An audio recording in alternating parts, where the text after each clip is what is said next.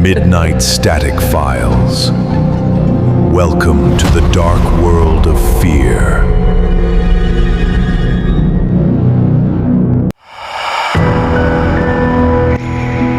Imagine walking down the fog-draped, centuries-old alleys of old Dhaka late at night, feeling an unbearable weight pressing against your chest. You return to your ancestral home, try to sleep, and in the dead silence, you feel an invisible hand leaning over your ear, trying to shove something deep inside. What happens when human envy drives someone you know to dig up forgotten dark magic, burying a demonic curse right inside your own home? Today, for my friends watching across the world, especially those in the US who love true horror, I am bringing you a deeply chilling collection of true paranormal accounts straight from Bangladesh. Once you hear what was hidden in these dark corners, you will never look at an empty room the same way again. Welcome back, everyone. For all of you tuning in from across the United States and around the world, I want to take you deep into the heart of South Asia, to a place where ancient brick buildings hold centuries of hidden history. Tonight's first story comes from a man named Aslam, who lives in the maze-like alleys of old Dhaka. This isn't a standard ghost story. This is a chilling, step-by-step account of how destructive human envy can be when tied to forbidden dark magic. It was late one winter night. By 11:30 p.m., the bustling streets of old Dhaka had fallen into a heavy, eerie silence. Thick fog blanketed the neighborhood, wrapping around the old yellow sodium streetlights. Aslam was walking home after visiting his relative's grave at the local cemetery. Everything on the surface seemed normal, yet an unexplainable, suffocating pressure weighed on his chest. It was a cold, itching discomfort in the pit of his stomach that he couldn't rationalize. When he unlocked his front gate and stepped inside, his mother was still awake. Her face was pale, marked by deep dark circles from sleepless nights. She looked at him with visible anxiety and urged him to wash up, recite his night prayers, and go straight to bed. Aslam wanted to ask what was wrong, but seeing her distressed state, he decided not to push it so late at night. He went to his bedroom, where his younger brother, Hamza, was fast asleep. Aslam set his phone on the nightstand and lay down. His room was softly illuminated by a tiny blue nightlight. But as he closed his eyes, that chest-crushing sensation returned, stronger than before. It felt as if a heavy stone had been laid across his ribcage. He was hovering in that hazy state between waking and sleep when suddenly, he felt something vivid and terrifying. Someone was leaning right against his ear, attempting to force a sharp object, a wooden stick or a thin finger. Deep inside his ear canal, Aslam bolted upright, his heart hammering against his ribs, his body trembling violently. Terrified, he grabbed Hamza and shook him awake. "Did you just poke my ear?" Aslam snapped, his voice trembling with a mix of fear and anger. Hamza rubbed his eyes, completely confused. "Brother, I was sound asleep. How could I poke your ear?" Looking at Hamza's dazed face, Aslam realized his brother was telling the truth. But if Hamza was asleep, who, or what, had been hovering inches from his face in the dark? Over the next few days, a dark cloud settled over their household. The atmosphere inside the house grew heavy and cold. Above their living quarters was a small rooftop room, a chalekatha or storeroom. It was filled with dusty old trunks, broken furniture, discarded curtains, and abandoned junk. Since childhood, their mother had strictly forbidden them from going near that rooftop room, especially after sunset. As kids, they thought she was just trying to keep them clean. But as they grew older, they realized there was a sinister secret behind that locked door. One afternoon, Aslam walked past his mother's room and saw her sitting on the floor, opening an old wooden chest. She was staring in horror at a small bundle tied in a black cloth. When she noticed Aslam standing in the doorway, she gasped, nearly dropping the bundle. Her hands shook uncontrollably as she shoved it back out of sight and angrily yelled at him to leave. That night, the atmosphere in the house turned suffocating. Aslam was up late studying under the slow, squeaking hum of the ceiling fan. Hamza was lying under a blanket, playing a game on his phone. Suddenly, Hamza stopped and pointed toward the top of the bedroom door. "Brother, did you tie those black threads over the door frame?" Aslam looked up. Bound tightly across the wooden beam above the door were 3 ultrafine, pitch-black threads, tied with intricate, unnatural knots. They hadn't been there an hour ago. Aslam immediately called his mother. The moment she saw the black threads, all the color drained from her face. She stood frozen like a statue. Whispering frantically, she asked if anyone had entered the house. Without giving a direct answer, she ordered both brothers out into the corridor, went inside the room alone, and emerged 2 minutes later. The black threads were gone. "Don't ask any questions," his mother said in a voice filled with profound helplessness. "Put on Surah Al-Baqarah on your phone before you sleep. If you see or hear anything unusual, call me instantly." As they went back to bed, Hamza leaned over and whispered, "Brother. For the past few nights, I've been hearing strange noises late at night. It sounds like someone is dragging heavy furniture across the floor inside that locked rooftop room."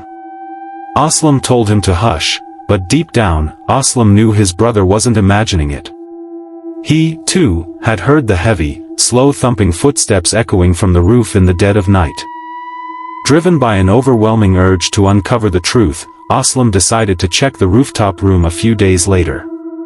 The heavy wooden door of the Chalekatha was blocked by an old, broken chair, and a large iron padlock hung from the handle.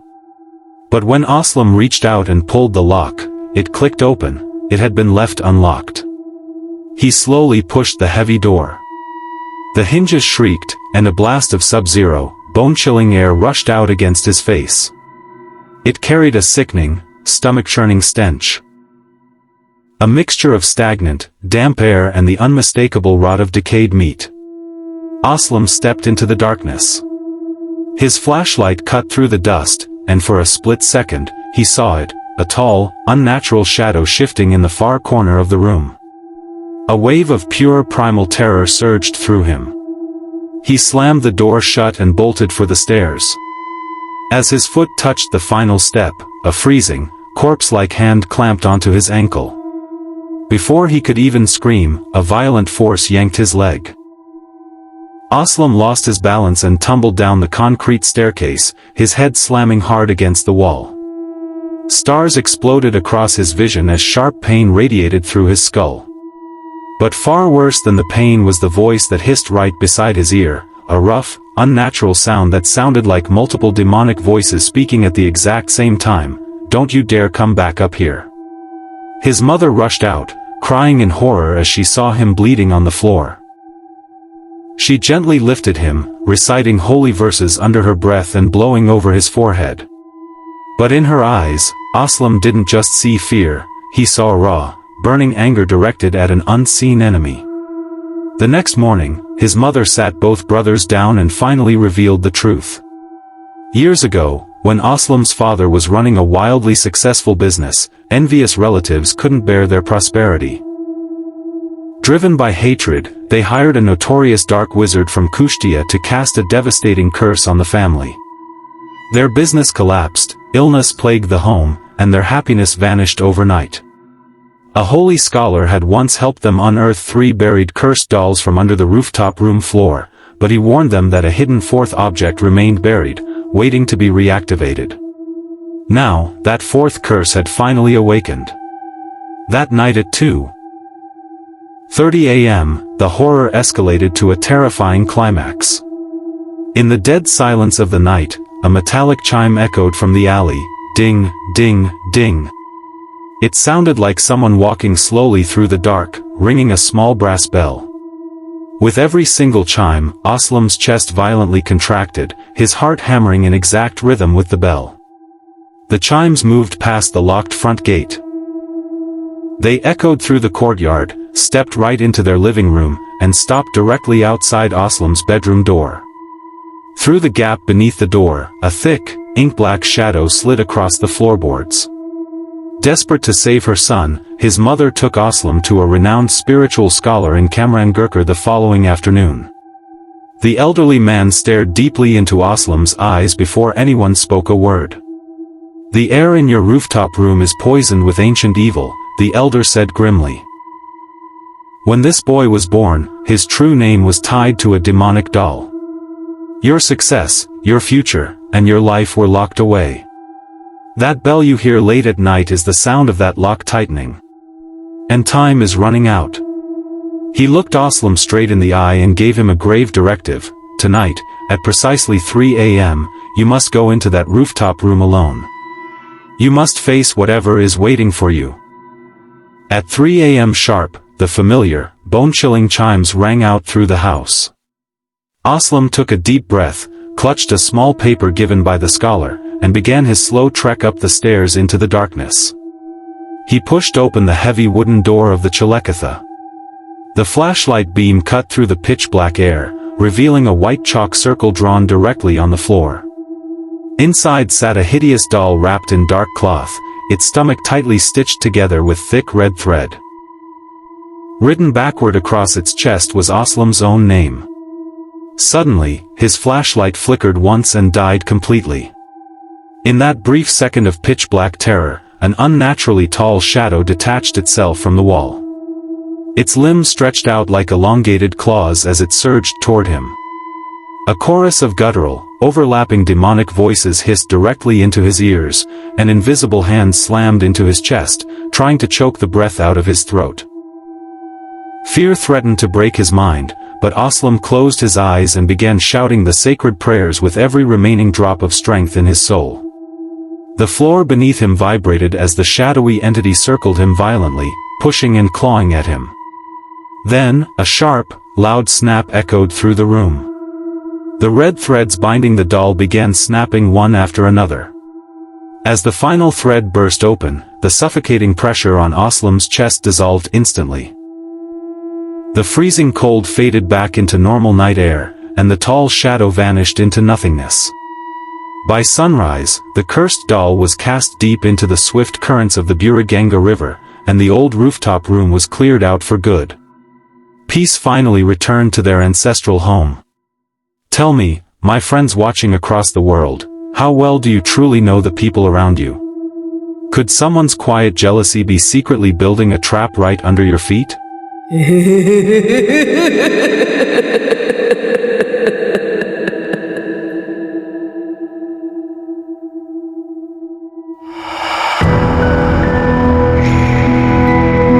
Now, let us move on to our second story, a harrowing account sent in by a medical professional named Dr. Tahia Sharman from Kumala.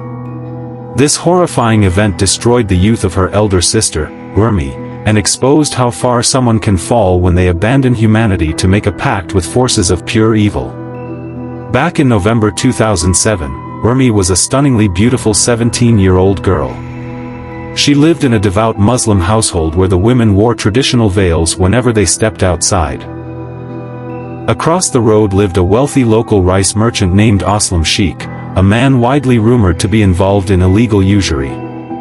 He had 6 daughters and one pampered son named Eamon, who was studying engineering. One hot August afternoon, Eamon and his friends were playing cricket on the street when the ball bounced over the wall into Urmi's courtyard. Eamon jumped over the wall to retrieve it and caught a glimpse of Urmi, who turned bright red with embarrassment and ran inside. From that moment on, Eamon became obsessed. He would stand on the street corners for hours just to catch a glimpse of her walking to college, constantly sending messages that he wanted to marry her. On the evening of November 15, 2007, the very night the catastrophic cyclone Sidra struck Bangladesh, Eamon repeatedly called Urmi's home landline. Urmi's older brothers answered, deduced what was happening, and exploded in rage. Believing Urmi was secretly encouraging him, her brothers harshly disciplined her. Humiliated and crying, Urmi called Eamon back, furiously berating him over the phone. "My father was an honored government official," she yelled. "Your father is an uneducated loan shark. I would never marry someone like you." Devastated, Eamon broke down crying in front of his father. Outraged by the insult, Aslam Sheikh gathered a mob of men and marched to Urmi's gate at midnight, right as the sky tore open with cyclone winds and torrential rain. Urmi's uncle, a powerful local politician, arrived with his own men and fiercely confronted them. The violent clash ended only because the storm grew too severe. That night was a turning point of tragedy.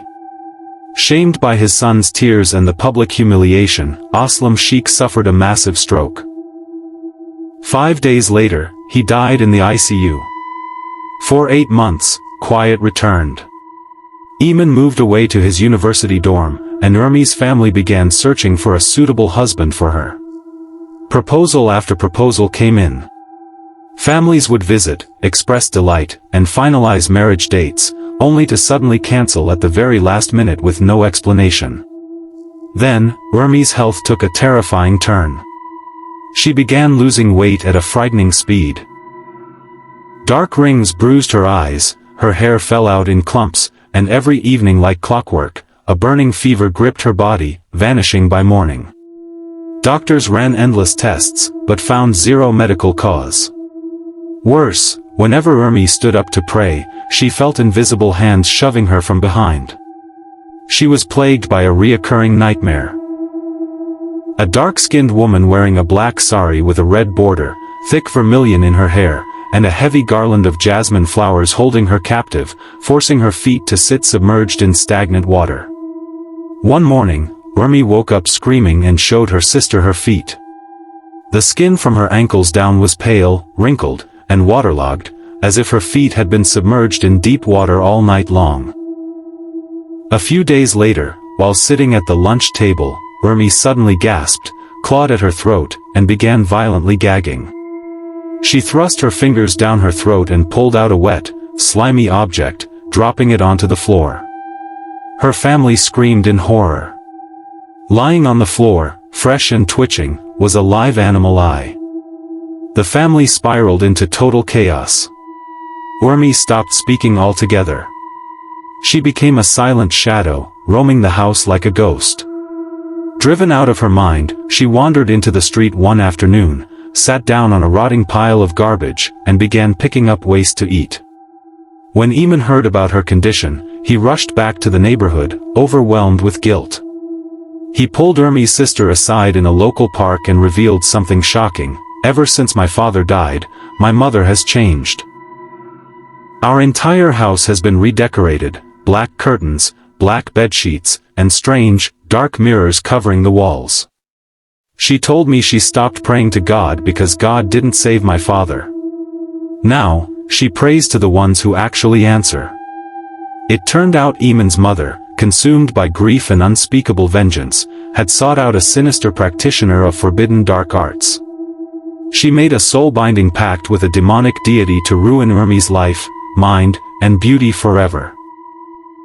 Desperate to save the girl he loved, Eamon sought the help of a powerful spiritual healer known for dealing with severe dark magic.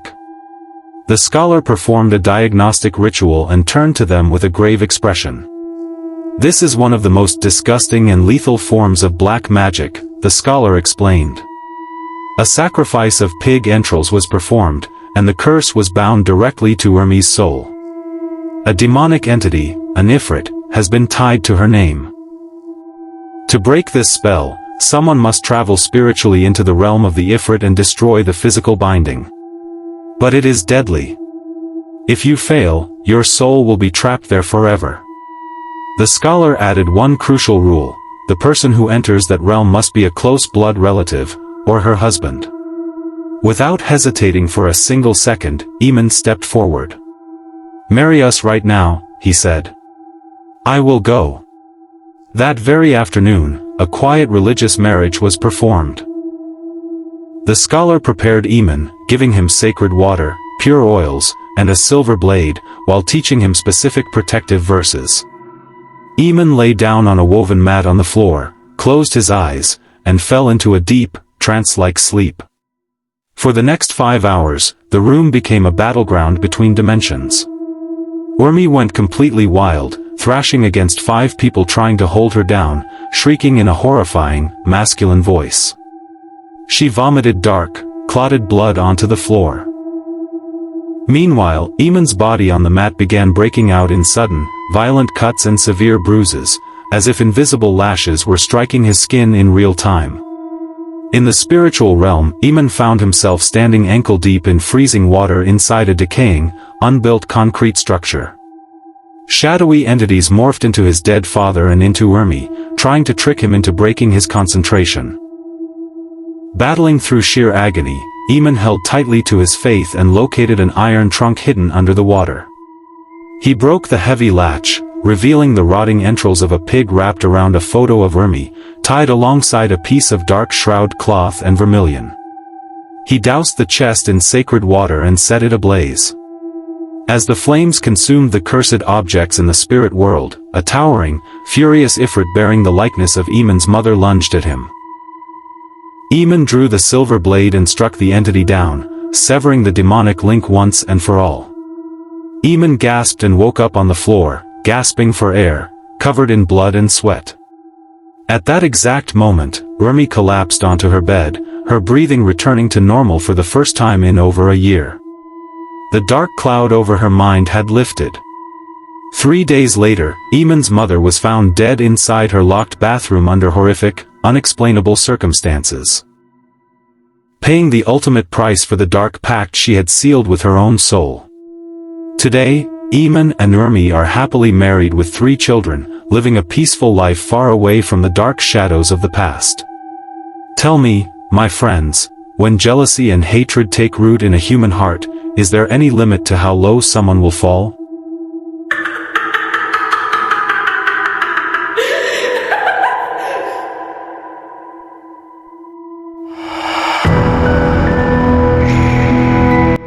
Now, my friends, let us travel to a remote village in northern Bangladesh for our third story, a chilling account shared with me by an expatriate worker living in Oman. This is the true, horrifying story of his respected elder brother, Haider Ali. Haider Bai's village was ancient, cut off from modern city life.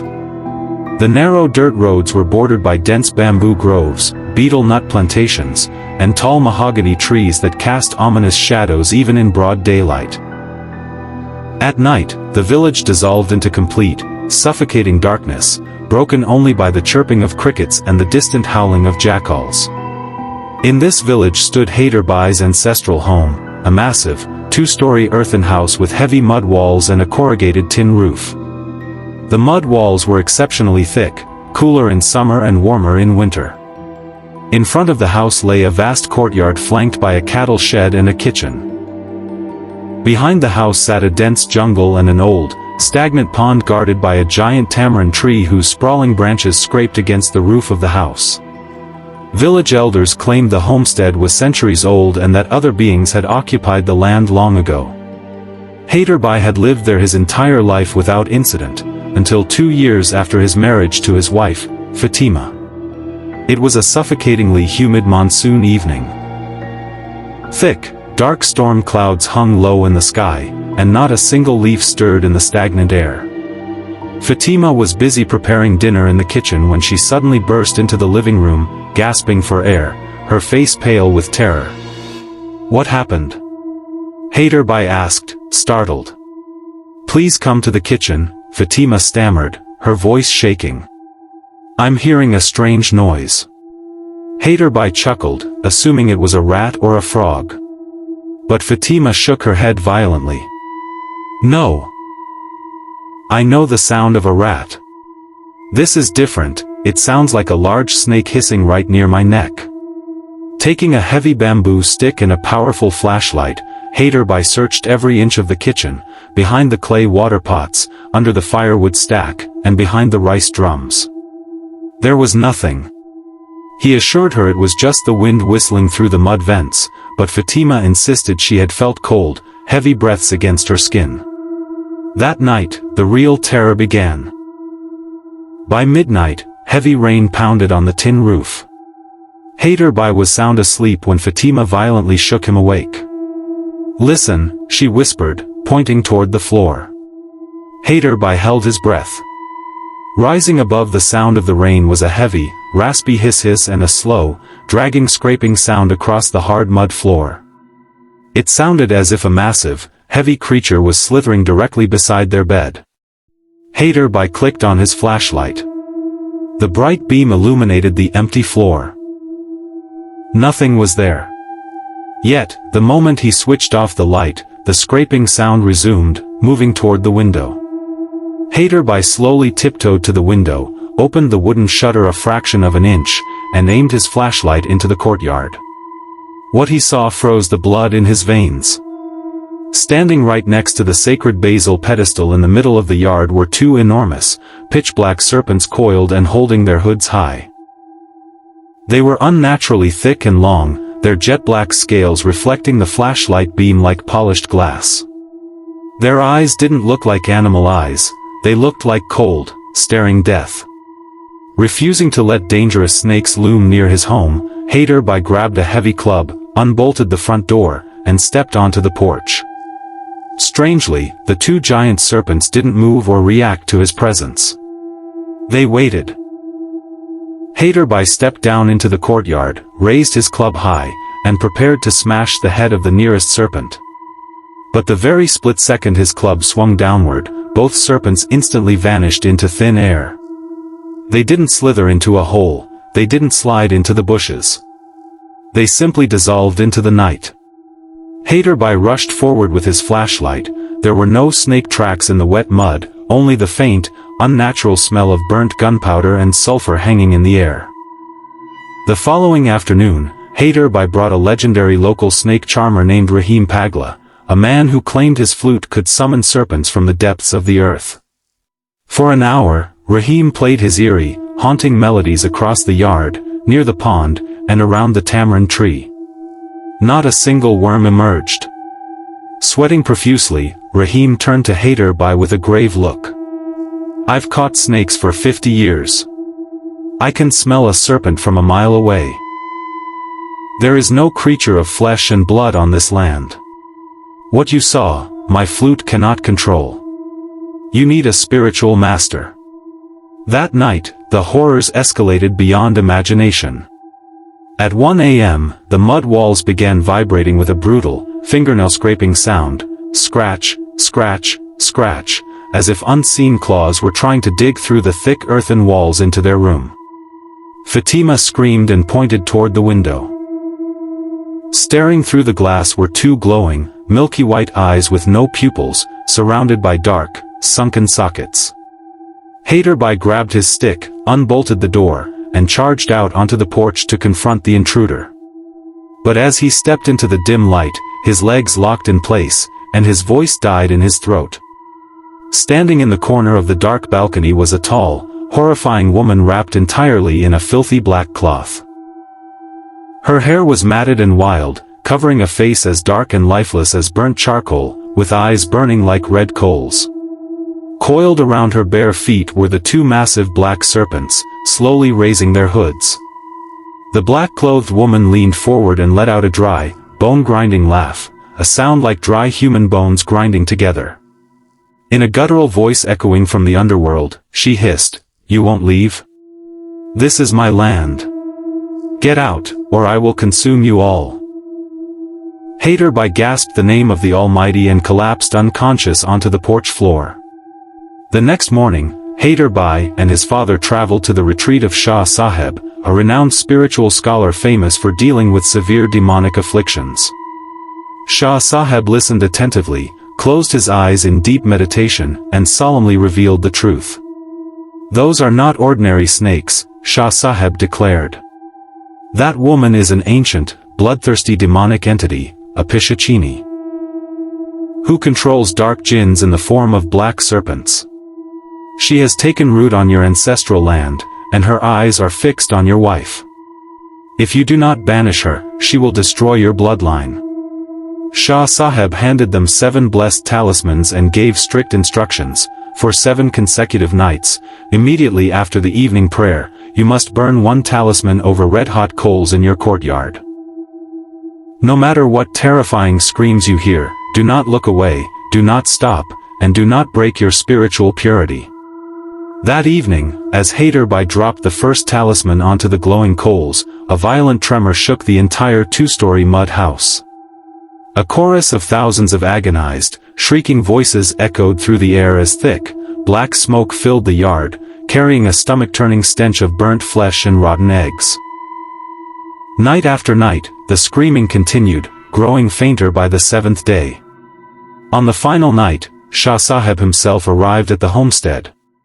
Beneath the ancient tamarind tree, he recited powerful verses from the Holy Quran. The air turned dead still. Suddenly, a massive branch snapped from the tree, and the black-clothed woman reappeared alongside her two giant black serpents, roaring in fury as she charged toward the scholar. Shah Sahib remained calm. He threw a handful of blessed sand directly into her face. The moment the sand struck her, the demonic woman let out a deafening, glass-shattering shriek, "Stop burning me! I will leave! Release me! Your time is over!" Shah Sahib commanded. He cast a blessed paper into the coal fire, creating an invisible spiritual vortex. The black-clothed woman and her two giant serpents were violently dragged into the flames, twisting and burning until nothing remained except a pile of pitch-black ash. Shah Sahib carefully gathered the ash into a black clay jar, sealed the lid with red cloth, and drove blessed iron nails around it. Late that night, they took the sealed jar to an abandoned, dried-up well at the southern edge of the village and cast it into the deep abyss, sealing the well forever with spiritual stakes. To this day, the ancestral home remains peaceful. But locals in that northern village still refuse to walk near that abandoned southern well after dark, swearing that if you press your ear against the earth, you can hear a muffled, mournful weeping calling out from deep beneath the soil. Tell me, my friends, do you believe that some ancient forces still linger beneath our feet, waiting for someone to disturb their domain?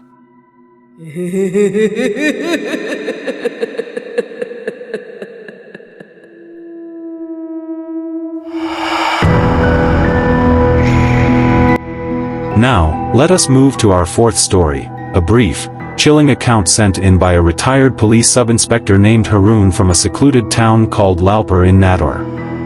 Back in the late 1980s, the police department set up a small outpost near the edge of a dense, dark forest. Local villagers begged the officers not to build there, claiming the ground belonged to an ancient, territorial entity. The police ignored the warnings, but within weeks, strange things began to happen.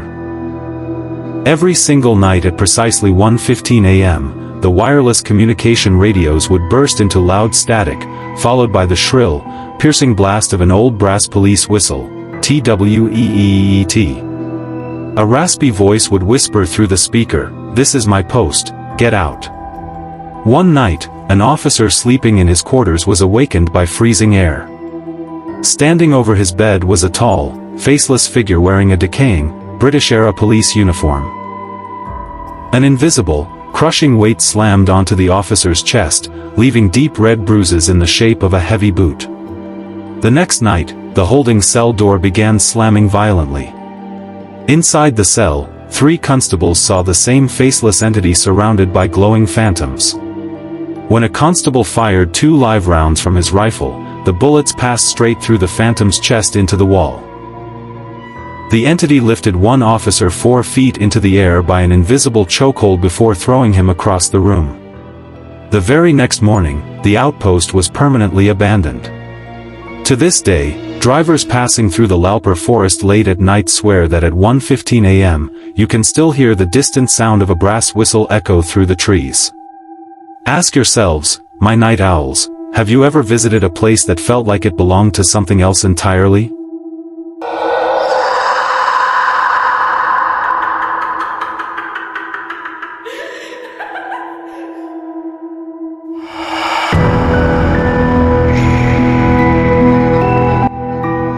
Finally, we arrive at our 5th and final story, a terrifying encounter sent to us by a tea garden supervisor named Jabbar from Sri Mangal, Sylhet.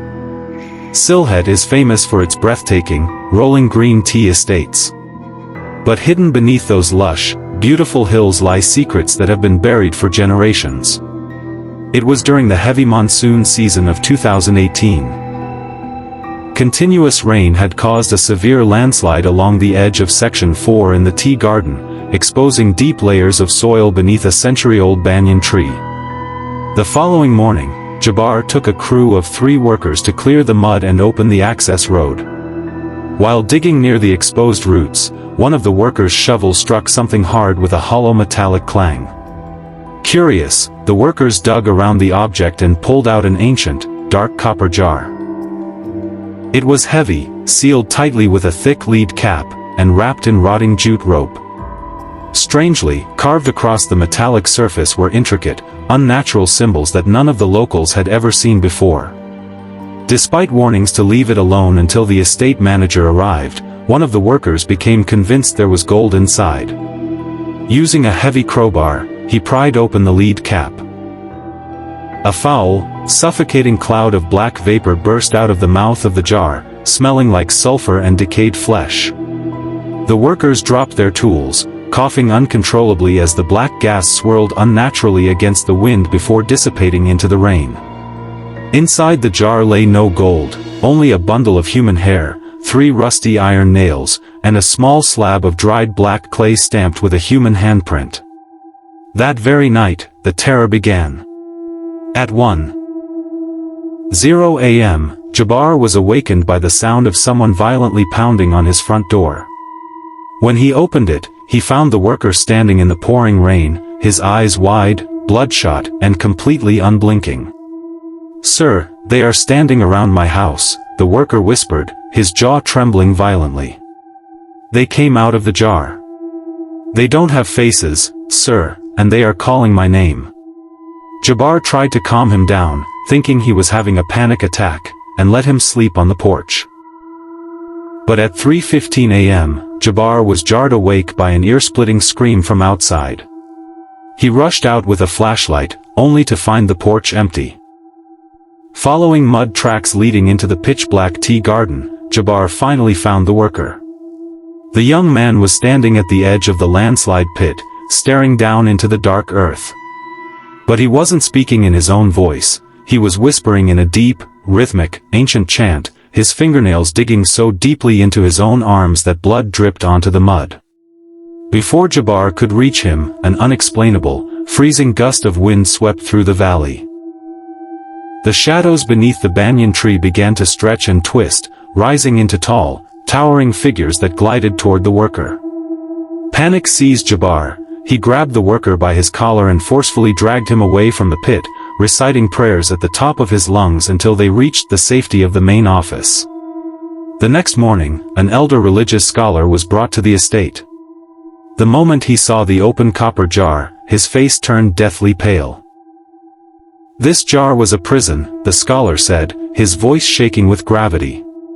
"Over 100 years ago, a dangerous demonic entity was bound inside this vessel by a master spiritual practitioner to protect this land. By breaking that lead seal, you didn't find treasure, you released a nightmare that was meant to stay buried forever. It took 3 days of intense spiritual cleansing, prayers, and protective rituals to seal the area. The copper jar was reburied deep under sacred earth, and that section of the tea garden was permanently fenced off. The worker survived, but to this day, he refuses to step foot outside after dark, swore off working in the hills, and moved far away from Sylhet. If you have watched this true story based on a horror story to the end, then write in the comments. Allah is Almighty. And don't forget to subscribe to our channel to hear more such real, mysterious and creepy stories. Because, the next story, may be, from your city.